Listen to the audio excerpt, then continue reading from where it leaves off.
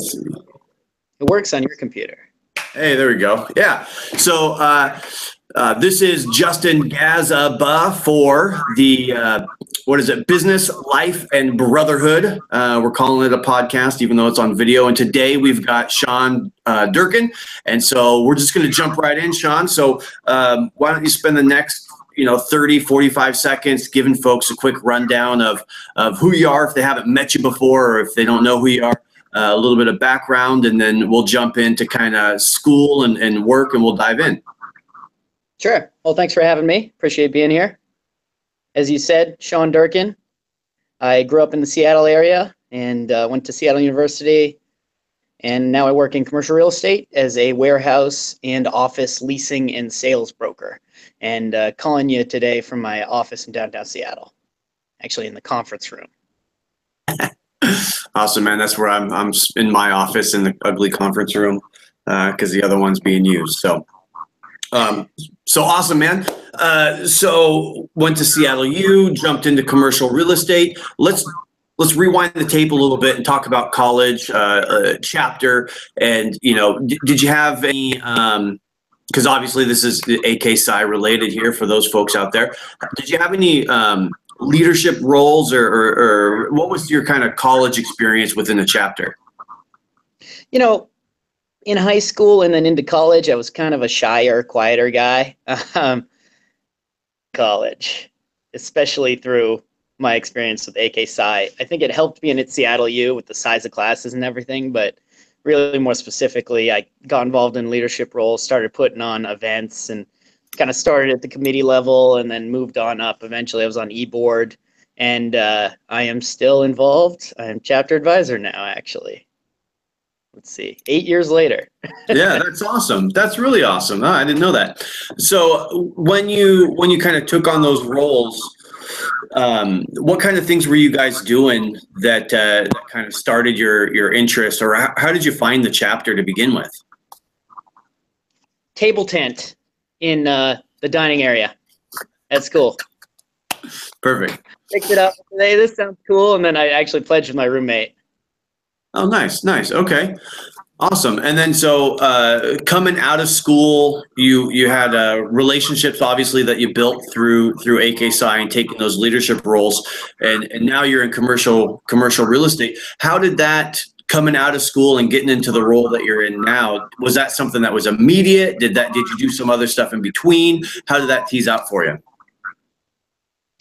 I was prepared for it because I had 3 internships in college, and okay. I was sort of interested. I'd worked some construction previously and was interested in the investment side, more on the commercial side, and ended up actually buying into a warehouse, a little piece with some money I'd made earning construction when I was 15. Nice. About a 10th of a percent. I always said I own the fence post. But, I got a check for $12 a month, so that worked. And still awesome. Own it. But I knew I wanted to do commercial real estate, so I had 3 internships at 3 different companies. I kind of wanted to experience them all. That was really good for me. I was at a big company and then 2 small companies, and sort of honed what I wanted to really do. With those internships, were those paid, or was that just free work you were doing to learn? 2 of them were paid, 1 was not. Nice. Okay. A paid internship is what's that? They're actually in that order. I had 2, they were paid, and then the 3rd one was unpaid. Nice. Did you, with the unpaid one, was that at the bigger firm or the smaller firms? It was at the smaller firm, actually. Yeah. Okay. I think it's such a big company. It's the kind of thing where they have to have you on salary and all that stuff. Yeah, it's become more normal for sometimes to be salary, but I know a lot of folks still do a lot of work through internships or otherwise just to get their foot in the door and learn something, which is it's a benefit, I think. Okay, awesome. And then so you're in commercial real estate now. Did you do other stuff before or was it you're just jumped into the firm that you're at now? I just changed firms 2 months ago. So okay. I interviewed probably with 30 different brokers. I met with everyone in the industry who I had connected with over, March, April of senior year. So graduation's coming up in June there. And I knew where I wanted to be after meeting with a lot of these people, and landed at a boutique firm down in Tukwila. Okay. There's 13 brokers. It's called the Andover Company. That's right. And learn my business there. Okay. Mentor. So you really had a plan. In college, did you know that you know, when you first got out of high school and into college, you bought a piece of commercial real estate or in high school? So were you always geared up? This was the vehicle. This is what you were passionate about, or was there other things that you were looking into? There were some other things I was looking into. I actually thought I was going to do engineering originally. Really? Okay. How different things have turned out. Yeah. And when you picked up that piece of real estate in high school, was that because, how'd you have that connection? Where did that connection come from? A contractor I was working for actually found it, and he was one of my dad's friends because my dad was also a contractor further in the day when I was much younger. And he owed me some money, and I threw it in. That's awesome. That's so awesome. So it's always interesting to listen to these kinds of stories where somebody had kind of a goal that they were headed towards. They're surrounded by people in the industry. They're actively looking and talking to people. Like, I mean, it's obvious that when you were in college with 3 internships and reaching out to all the community, firms, that you had a mind for what you were doing to get connected. And then kind of, some people will look at that story and hear like, oh yeah, when I was in high school, I did this, and it sounds happenstance, but it's because you had intent the whole way through, right? I mean, all the way from high school, from working construction, all the way through. Do you find that kind of scenarios is what sets you up for your successes now? I imagine that your work-life balance is something worth taking note of. I would say so. Being deliberate and having those first couple internships made me learn what I wanted to do in the industry and find the connections and find my niche. And moving forward from there, I've dabbled around in general, but I like industrial. I want to invest in industrial, so I want to work on industrial. I like the clients and I like the owners. It's all about the cash flow typically with the owners, and the clients are just trying to run their business, and I like working with them. There's no fluff. So it's kind of down to earth people. And as you say, having goals and really targeting what I want to do in my business has helped me be much more successful than I think I would have been otherwise. Yeah. And goals in personal life and goals in business life. I very aggressively pursue my skiing and my travels and my business. Yeah, that's awesome, man. That's awesome. I work to live. Yeah, 100%. And I think that's worth noting often, so I appreciate you bringing that up and following up on that. Now, remind me, because I can't recall, did you have, your dad was in construction, but did you have anybody else in your family that had a real estate background? No. Family business was chemical distribution in the Seattle area, mostly glass resin to like Bayliner and K2 when they had their facility out here. So they owned that warehouse. The family did. And my grandpa sold the business and my dad managed it. Okay. So really this was, you found this kind of passion early on your own accord and have just been chasing it down ever since. Somewhat. I mean, my dad managed that warehouse, and he had flipped some houses in the past, and he did flip another warehouse after that one.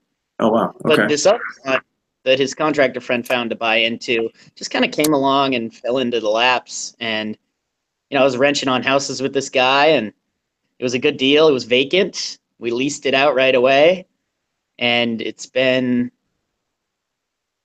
12 years. It's been leased, tenant's still there, still paying rent. Wow, you can't beat that. I mean, that's amazing. Okay, so a good client. Yeah.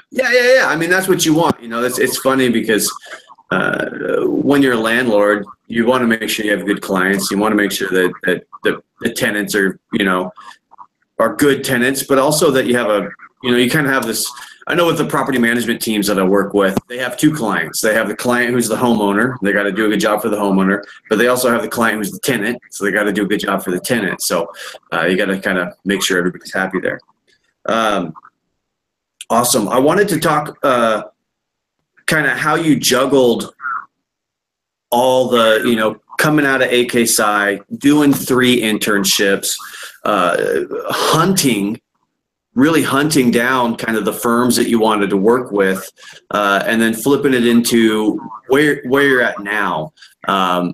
Because when I talk to folks who are, oh, I'm going to do this, I'm going to do that, and it's like very, very passive, and it's a clear indication from you that you've been very, you know, direct. So how did you set yourself up for the best success, or just kind of juggle everything in between, you know, still have time to go skiing and still have time to pursue those things? I think it's about targeting. What did I want to do? And how am I going to get there? And you're really thinking about it. You know, as you say, I ski a lot. I work very hard, and I have a good long list of clients, and it's getting longer every day because I target what I want to do, and I'm very deliberate in my actions. I kind of try to think about every day because, you know, we don't get a paycheck. So if I'm doing something that doesn't make money, really? So funny. Yeah, no, 100%. So do you time block then, just as, you know, a personal question to me? Yeah. Like, you time block? 100%. Yep. This is what I'm going to achieve this. Yep, I got this hour, I'm going to do this. I got this hour, I'm going to do this. I got this, you know, and you put it on the calendar and you live and die by your calendar. At least I do. What about, you just came out of a program at UW. Was that something that you knew you were going to pursue, or did you kind of just being in the vein of real estate come across it and say, oh, hell yeah, I need to do that? I kind of stumbled across it, like you're saying. I mean, I walked out of graduation like, oh, no more school ever again. This is great. I'm free. I go conquer the world. But I think more and more in almost any profession is really important. I got my investment certifications, the CCIM designation, and then this master's program stumbled along, and I jumped on it. I'm always trying to continually learn something, be it, you know, read a self-help book, listen to podcasts, or do whatever. But the master's program was a really big one for me, and it was a lot of exertion on my part to keep it going and go to class 15 hours a week and do all the homework. Yeah. Like, I kind of had to pick and choose. Less interesting class, maybe I skim the reading, you know? Yeah.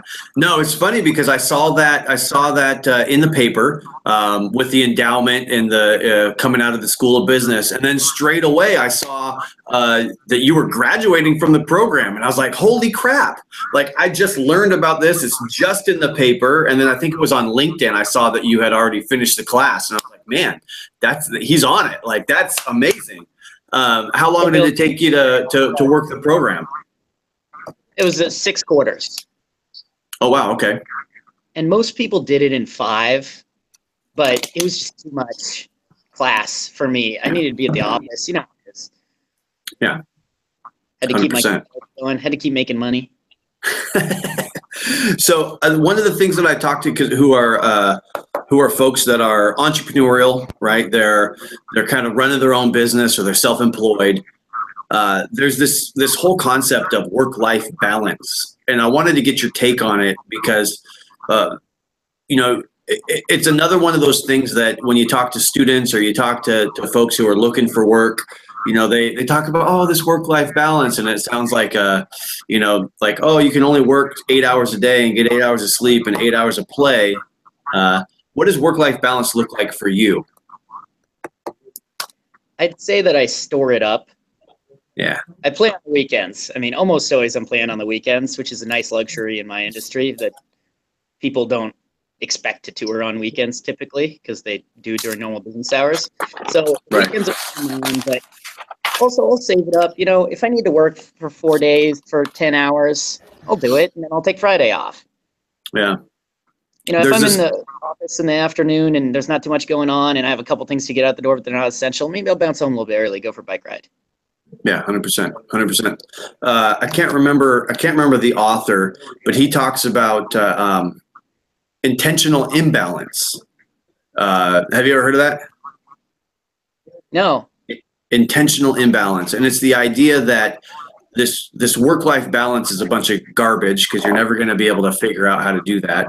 But you need to focus on what you're focused on, get that stuff done, so that you can make plans and make time, just like we talked about with time blocking, so that you can spend your time fully engaged in the things that you want to do, right? So when you plan a trip, you can get the most work done in that week before that trip comes up, and then you have that blocked out. So if you're working 10s or 14s or whatever, it doesn't matter. You're intent about it, imbalanced, so that you can take 3 days in Mexico or whatever.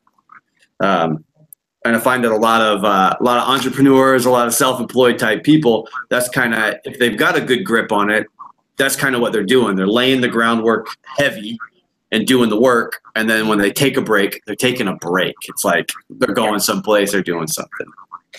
Most efficient days are when I get up at 5 and I'm sitting in the mountains watching it snow outside, waiting for the lifts to open. I'm like, all right, I got 3 hours. What is the most urgent thing I need to get done today in order to get my end paycheck? And over time, I think that's helped me become a lot more efficient, because all the fluff that you don't really need to deal with, and keeping your inbox clean and all the crap emails you get, just get them out of there. It's a waste of time. You don't want to deal with it. And like I said, and like if we're not getting paid, we're working for free, and all you got is time. So spend it right. Yeah, 100%, 100%. So some of the stuff that, like, with coming out of that program and getting your certifications, are in the work that you do, are you, from volunteering with AK Psi, are you doing anything else with them, or any kind of projects, or as chapter advisor, or do you have anything else going on? Or are you pretty much just keeping on your bike, skiing, and working? I guess my 5th bike, skiing, working, chapter advisor. I run a fundraiser golf tournament for Big Brothers Big Sisters. So awesome. That keeps you kind of busy, maybe February through June when the event is. I raised $45,000 this year net, which was awesome. That was a record. Nice. And then I'm investing on the side too. So I am a property manager for a couple warehouse buildings. Okay. And then I bought some foreclosures, condos, all in Seattle. Oh, nice. Very slick. So, how long have you been chasing that? Let's see. I bought my first one in Lower Queen Anne in 2013. Okay. And I probably bid on 10 properties before I got that one. You can't really care where you're going to live. And I turned that into a rental. Bought a 2-bedroom with my sister. Turned that into a rental. Nice. Bought a place on Beacon Hill, 2-bedroom. Turned that into a rental, and found a place. This last one was in a foreclosure, and I live there now up in Finney Ridge. Nice. But it was an off-market direct deal with the seller, kind of a funky situation. Yeah. But I mean, what I want people to hear from that, because I think that you've done really well. That's awesome. But the most important piece that I heard is it took 10 to get 1. Yeah. Right. Yeah. So people don't realize that, like, hey, look, you're going to have to put out some time and energy. You're working for free. You're doing, because you want to, achieve something. It takes a lot of work up front before you capture that win. So that's awesome, man. It takes digging through several deals before you kind of see through it. Yeah. You got to do the math for sure and see what kind of things line up for you. So I looked at property night for 6 months. That was my goal. So after work, you're watching House of Cards, looking at deals, or do you even watch TV? Game of Thrones. Yeah. I wasn't driving around looking at the deals. I'm looking at them online. Right, so there's some pretty great things now. Google Street View is awesome. 100%. And then but I mean, you're sitting down in front of the computer in the evenings making stuff happen. That's awesome. Well, let me ask you this. It seems like you've had a pretty clear path, that you've been kind of passionate about investing and commercial real estate for a while.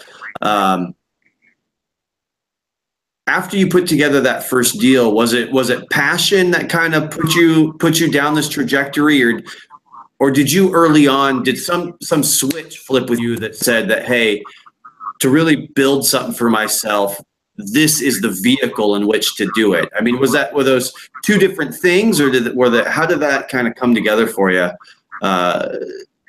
Because I feel like you're passionate about it, but also understand, the math behind building something for yourself. It kind of goes into how I've gone about my whole career, and had direction and where that comes from.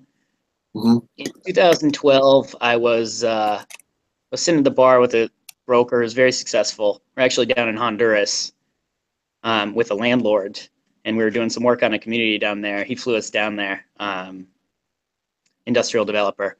And we're sitting at the bar, and I said, hey, what have you done in your career that is the single thing that has made you successful in your opinion, like the most important thing you're done? And he said, I went to one of those like self-help classes 10, 15 years ago, and they said that you need to write down all your goals. You need to have a 20-year, a 10-year, a 5-year, a 3 and a 1, and then you break the 1 into months, and you break the months into week. I look at them every single Monday, and I didn't know what I wanted to do in 20 years. 15 years ago, the guy was right about my age, maybe 25. I'm 29. But write it down and then change it with time and kind of test your assumptions about what you want out of life, and be very deliberate about what you do, and think about how it makes you feel. Do I really like my job? Am I taking enough vacation? Do I want to work less and make less? Do I want to go live in the mountains? And my goal that I wrote down and continue to have going is, at 35, I want to be income independent. Awesome. So I want to be able to not work if I want to at 35. Now, I'd die if I didn't have something to do. I'd go insane. But having the ability to select what I work on and be deliberate about what I work on, instead of having to, chase every single little thing, some maybe that aren't as much fun as others, is worth, a lifetime of effort for me. 100%. I love it. I think I need, $8,000 a month in net cash flow is my goal. Yeah. Easy day, right? I mean, after you've done the math, you can reverse engineer it, right? I mean, that's the thing. A lot of people aren't even doing that math. So you went down there. That was in high school that happened for you. No, it was actually 2000. Did I say 2002? 2012. Okay. 2 years. That's awesome. After being in indie business for 2 years. Yeah. Okay, perfect. So you didn't come across like a Rich Dad book or some Tony Robbins stuff in middle school or high school. It was kind of your dad and your grandpa with the warehouse kind of made you head in this direction. Then you hooked up with these guys who were killing it, and then it was just gung-ho from there. Yeah, couple internships really helped me get motivated. I sampled the industry from a couple different angles, which I cannot put enough value on that. People, I'm going to get a summer job. I'm going to go home. I'm going to go back to working at the restaurant I worked at. Don't do it. Go pursue the industry you think you want to do, and find out if that's what you really want to do. And if you don't, a different job. But there's nothing like time in the business world to figure out how things work and decide what you really want to do. And spending that time hunting down those brokers. I mean, you talked to so many people before you found the right fit, and then took it off from there. That's awesome. That stuff is so important, because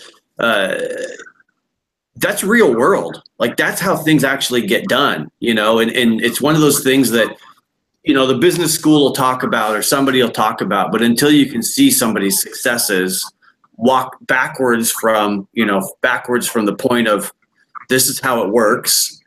Here's how we did it, quarter inch turn. Now here you go. Now go do it. So that's spot on, man. One of the things that I wanted to ask was, with everything that you've done now, right? In the position that you're in now, you've got this great trajectory. You've been killing it, getting, income properties under your belt and managing properties. If you could go back to yourself, go back in time, right as you were, in high school, before you made that first deal, what are two pieces of advice that you would run by your younger self to help get you here faster? I would have started writing out my goals a lot earlier and targeting what I wanted to achieve in my life, because there's nothing like time to get where you want to go if you can break it up into little pieces. Yeah. And I really didn't start. I was directionless really throughout high school, kind of into college. There wasn't really a path. And yeah, I went to college and I did pretty good in school. And, Seattle U kind of fell in my lap and it was a decent fit. I applied to 20 colleges. So I had a lot of choices. I didn't really know what I was going to do. But AK Psi started that, I think. It gave me some direction. There's the active brother. You take on an event. You run a committee. You run for e-board. And that structure kind of appealed to me.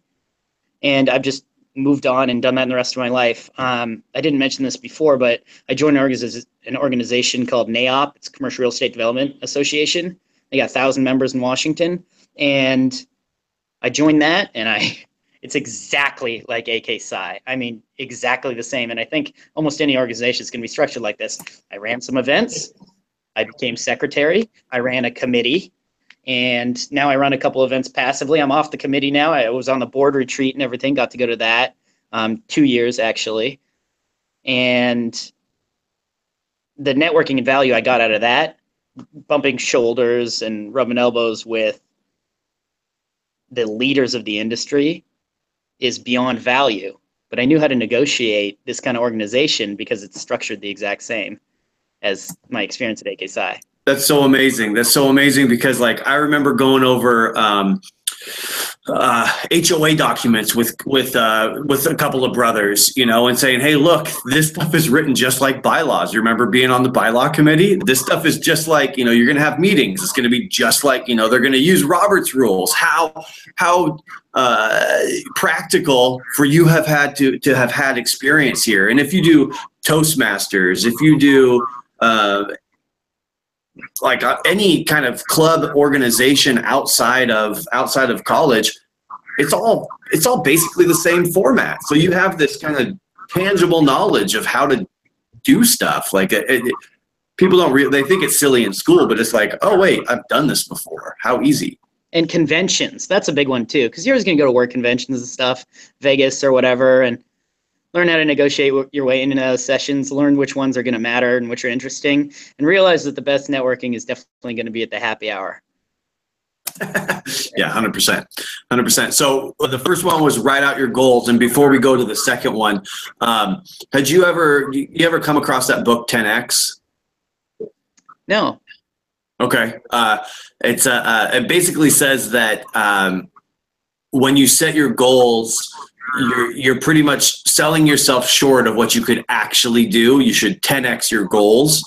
And one of the things is, to practice a little grace, mercy, and forgiveness, because what people do is they pigeonhole themselves to these goals that all of a sudden are no longer tangible or they don't have value in anymore. So you got to be able to pivot and say, well, hey, that one's not important to me, but these ones, they keep showing up. This keeps showing up. So this must be important. So let's chase that. So you would love that 10X book. I mean, you can get it on Audible or whatever. Sure. But so what's the second one? What's the second piece, tangible, real piece of advice you could give yourself? Going back in time. Oh, I'd warn myself of the coming recession. Yeah.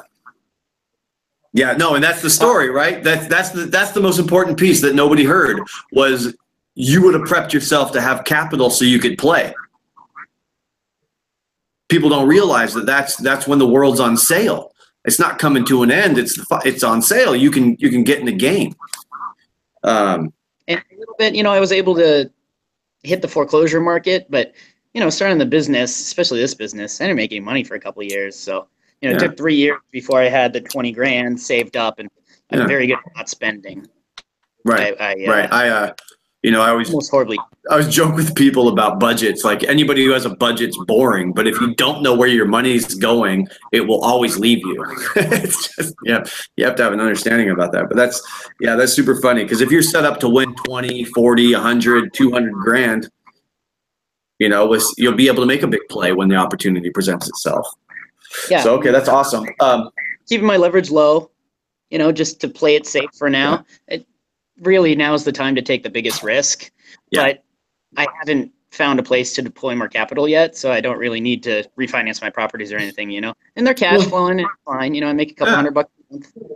Well, too, you know the math, and it takes 10, 20, 30, 40 to come across your desk before you see the one that says, yeah, that's one. It could be 3 years before you find the right deal, But if you're not looking, you're open. If you're not looking. Right, you have to be looking.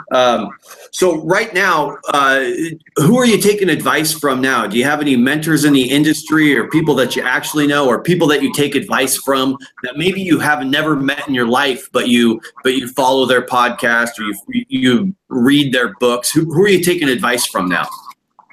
More and more I've gotten into kind of the self-help book kind of thing and listening to them and podcasts. I started looking at Bigger Pockets Investing. And that's been a helpful podcast for me. As of late, it's a little bit more commercialized than I like my podcast to be, but the early ones are super cool. And I like that they bring in experts and people talk about their successes. If you're listening to this and you haven't read Rich Dad, Poor Dad, and you have any interest in real estate investing and kind of thinking about money in a new light, definitely get Rich Dad, Poor Dad. Read it. I've read it a couple times. It's always a great refresher. It's a quick and easy one too. Did you ever do the second book, Cash Flow Quadrant? No, I haven't. Oh, it's really interesting too. Like it's quick. You can get through it in 3 to 4 sittings. You know how he writes. It's really, really easy to read. But you should check that one out. And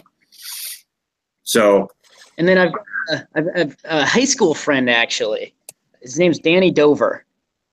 And he has a website called Life Listed. And I've gotten real into this goal thing, obviously. And this is my, 10-page pile of goals that I take everywhere with me, literally everywhere with me. And I look at it every single Monday. But he made a life list. He got a tattoo with the date. It was actually, I think, May 15th of this year. And 10 years out from when he made it in high school, got it tattooed on his butt, went and did all this really cool stuff. He went to every continent. He lived in another country for 6 months. He lived alone in the woods for a month and drove NASCAR, flew a fighter jet. Did all this crazy, crazy stuff. And really did a very good job of explaining how he got there in his blog. And he's kind of picked up being a minimalist and the minimalist side of things. And he wrote a book recently, and Minimalist Mindset. And he takes a lot of ideas from a lot of sources, but it's a very quick and easy read, and he makes it easily deploy the strategies in your own life. So that's awesome. A big motivator for me as well. 100%, because you see those people who are Instagram famous with their pictures and learn how I did this, and it's some bull crap website thing that they want you to pay them a bunch of money so that you can live life from your laptop on the beach. But this guy's actually got him from high school and somebody who's living a life that's actually real. That's amazing. It's really cool. It's been cool to see his transformation. He's kind of a quiet guy, kept to himself in high school, and then he didn't read that much stuff, and then he's like, you know what, life's an adventure. I'm gonna get out the door and I'm gonna make this happen. That's killer, man. But he's got a lot of little videos and stuff. He did a TED Talk, so that's on there. That's definitely worth checking out. Okay, I'll have to watch that. The book talks about decluttering, getting rid of all your old clothes, to how to handle your finances, and here's a good way to budget and get rid of recurring expenses, and how to travel light, and all sorts of cool little things. Yeah, that's awesome. That's really great. definitely have to check that out. I'll see how technologically savvy I am if I can find any links to him and pump them down to the bottom of the show notes there. I wanted to ask you too, because you've been so driven, and I think that's a critical piece, and with your goal writing and kind of knowing the direction that you wanna go, understanding that what you're doing is a great vehicle to set yourself up for success, and also having passion for it. And I think that, you know, both of those things, people sometimes need to understand that, like, sometimes the right vehicle to get you where you want to go isn't necessarily the thing that's the most fun, unless you find passion in it, which you've been able to do. But what do you think sets apart people who are successful? And that word can mean so many things, but what do you think that really sets apart people who are successful, achieve their goals, and attract people to them that you know, are really just killing it in life? I think it's all based upon how you treat yourself and your mindset. You say, I'm going to do this thing because it's going to get me where I want to be. And you put your head down and you do it, and you stay positive. I find that negativity is a virus, and it will spread if you give it food. And if you have negative thoughts, you know, the morning you wake up and you're like, man, I don't want to get out of bed today, it starts your day off wrong. So just don't do it. Just have the willpower and don't do it. And you do all these little things, and all of a sudden they add up, and then you're positive, and maybe you're doing something you don't really want to be doing, but you know it's going to reach you to your end goal. And it's a place you want to be, so do it. Life is short. Live it to the fullest. Yeah. And yeah, don't my dad, when we were kids, he used to, because he never wanted to do chores or whatever, but he used to say stuff like, well, hey, you know, let me teach you the key to being lazy.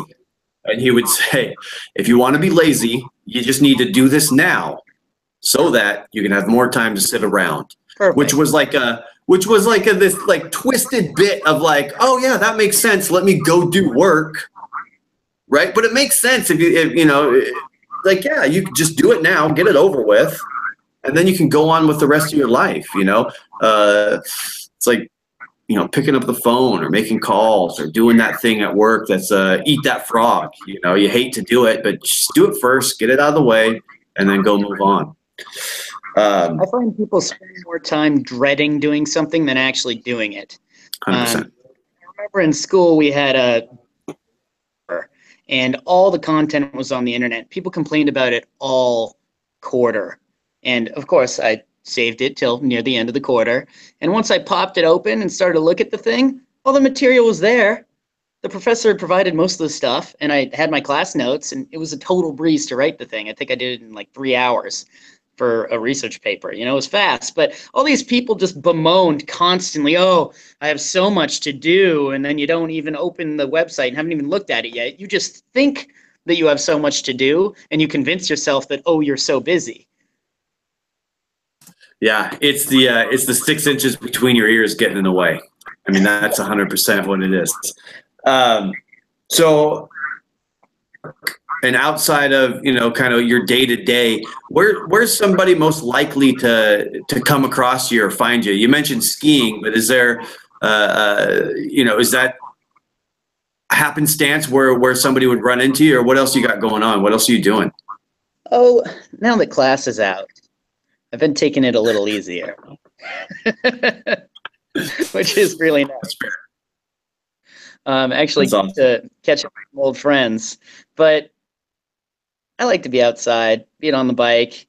Sometimes I hit the paddleboard. I ski every month. This is another crazy goal thing. I thought it'd be cool to ski every month, so now I've been doing it for 70 months consecutive. So, you know, weekends, I'm usually at least one weekend a month, I'm in the mountains somewhere, backpacking, camping, skiing, you know, climbing and skiing. It's not very fun in October, but. Well, you know, I mean, I just can't even believe you have time for, what was it, Game of Thrones? I mean, geez, you're just always doing stuff, which is awesome. I mean, that's the way it should be, right? You should just be getting the stuff done that you want to do, versus letting stuff happen to you, right? What was that? Did you remember that? Was it the Departed or something? There was this great line, who's Jack Nicholas? Who's Nicholson, Nicholson. I always do that. He was like, I don't want my life. I don't want to be the product of somebody else. I can't remember, God, but I want my life to be the product of me. That was the end, result. And it's like, you got to take it into your own hands and do it. So I don't want to be a product of my environment. I want my environment to be a product of me. Boom, you got it. 100%. I knew you were there. I knew you knew what I was going to talk about. That's perfect. Yeah. Is there anything that I mean, we covered a lot, so many great stuff. And every time I do this with folks, I kind of hear the same kind of reoccurring themes of, doing the work, setting up the goals, connecting with people that, by happenstance or otherwise connect me to somebody else that leads me down a path that feeds my passions and feeds the vehicle in which that I've chose to try to make my best life happen. Is there anything that we didn't touch on that you want to make sure that brings value to everybody, that something else you can think of? As I said, I'm a freak about the goals thing. One note, Volt Planner. This thing's been really good for me. Month, week, I do it every Monday. So I got my goals list. I punch it in there.